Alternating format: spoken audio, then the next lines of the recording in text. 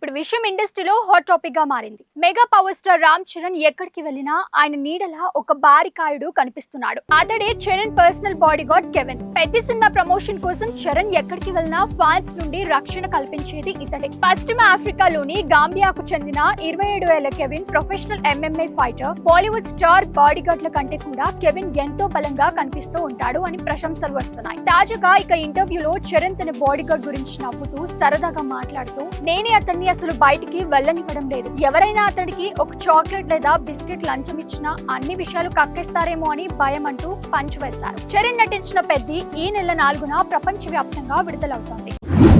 ఇప్పుడు ఈ ప్రాజెక్ట్ పై భారీ చర్చ నడుస్తోంది. కాలీవుడ్ నటుడు, దర్శకుడు, నిర్మాత అయిన ధనుష్ త్వరలోనే రాజకీయ రంగం ప్రవేశం చేస్తారనే వార్తలకు ఆయన తండ్రి ప్రముఖ దర్శకుడు కస్తూరి రాజ్ మరింత ఆజ్యం పోశారు. ఇటీవల ఒక ఈవెంట్ లో ఆయన మాట్లాడుతూ, రాజకీయాలపై ఆసక్తి ఉన్న ఎవరికైనా పాలిటిక్స్ లోకి వెళ్లే హక్కు ఉంటుందని, తన కొడుకు ధనుష్ తో పాటు మనవలు కూడా భవిష్యత్తులో ఆ దారిలో వెళ్లొచ్చని తెలిపారు. విజయ్ తరహాలోనే ధనుష్ కూడా అభిమాన సంఘాల ద్వారా కొన్నేళ్లుగా సేవా కార్యక్రమాలు చేస్తున్న సంగతి తెలిసిందే. ప్రస్తుతం ధనుష్ వరుస సినిమాలతో బిజీగా ఉన్న ఈ పొలిటికల్ ఎంట్రీపై పూర్తి క్లారిటీ రావాలంటే ధనుష్ స్పందించే వరకు వెయిట్ చేయాల్సిందే.